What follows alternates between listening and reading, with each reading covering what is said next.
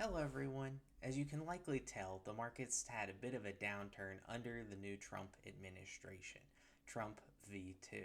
And in essence, today I'm going to be looking at the tariffs, the potential of US recession, and where the markets are likely to go from here. And also, is this a time that you should be considering selling and getting out of the market and kind of trying to, from my own perspective, explain what the hell is going on with the market at this current time. So, as everyone is likely aware, if you've seen any news, you've looked on Yahoo Finance recently, or anything at all, the US has been threatening, applying, and trying to use tariffs as a negotiation tactic to basically present free trade in a way that US can be on top.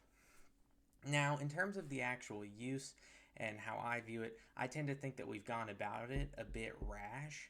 Granted, this was kind of the promise from the Trump administration from the get go, was that they were going to come out with tariffs and try and use them as a negotiation tactic. And the reason I keep saying it as a negotiation tactic as opposed to some of what mainstream media will try and be like, it's a trade war and there's no other uses, is that we've seen often from the Trump administration, we're imposing this tariff, and then when it comes to that date, they might postpone that tariff to try and work out terms, and then they'll probably enact it at a later date. And so that's kind of why I envision it more of a negotiation tactic than trying to start a trade war, which in essence is what you're going to see a lot from in the news. Now, that being said, a lot of countries have started kind of calling the bluff and seeing it as a negotiation tactic, and that's why countries now, such as China and Canada, are actually retaliating with their own sets of tariffs in response to our tariffs. And so Canada has been tariffing US energy, and in response, we have tariffed steel and aluminum that comes in from Canada. Now, this actually impacts businesses that rely on Canadian steel and aluminum, obviously, as they try and get those imported in. And also, we're not going to see companies eat the cost necessarily. A lot of the times, what these tariffs are going to end up doing is it's just going to be passing on the expenses to customers of those businesses. And this is why tariffs, in a large way, helped the US go into recession during the Great Depression. And we're kind of hoping that a recession doesn't happen, but the Trump administration hasn't necessarily been the most positive in saying that they would stop before a recession. So, why is this happening? Well, in order to understand this, a lot of people, and myself included, have gone through different interviews, and one of the things that keeps popping up is the Trump administration is very, very anti high interest rates. Now, why would that be? For the Trump administration, we're now looking at the US debt. The United States has $30 trillion in US debt. And much like, to put this in simpler terms, a retirement account that is trying to compound using market returns, our debt is actually compounding. And if we are able to drop that rate to something quite low, which we've seen in the past, we would be able to refinance our debt and really slow down the pace at which our debt compounds. Now, how we would actually get to a very, very low interest rate that would benefit the US debt is by causing almost a borderline recession, because this would in turn make the Federal Reserve actually step in and try and cut interest rates to try and stop any likelihood of a recession. Now, the Federal Reserve is an independent agency, and so their main job is to keep interest rates at around 2.5%. Now, that might sound quite easy to do if that's your whole job. Why isn't it always fixed there? And there are a lot of factors that go into that with the economy. So, at times they've raised interest rates, at times they've cut interest rates. This past year, they've cut interest rates multiple times, but still, this current administration really wants to focus on having a very, very, very tiny interest rate so that they can then refinance the US debt and help it speed up significantly slower at a much slower pace.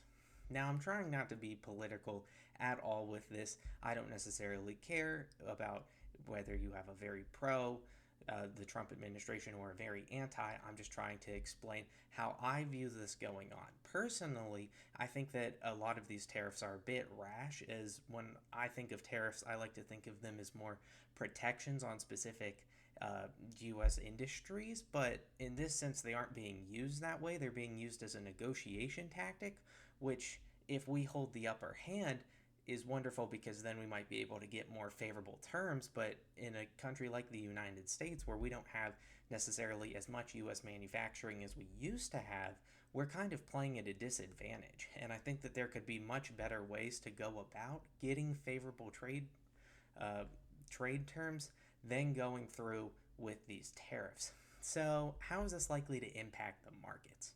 Well, if there's anything we've seen historically, it is that markets absolutely hate volatility. And why can you blame them? If your whole nest egg is reliant on the market, no matter even if it's the bond market or something very, very not volatile and you won't see huge returns, why would you one day want to wake up and see a -8% correction in your retirement nest egg, and then one day see it's up a little bit and it just keeps going up and down like a roller coaster?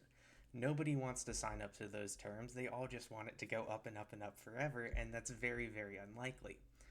Now, we do typically see corrections every single market, like every year, every single cycle. We see varying levels of corrections, even in full bear bull market, whatever. We see corrections. Typically, we see 3-5% corrections every year, and we typically see a decent level of about a 10% correction every 16, 18 months.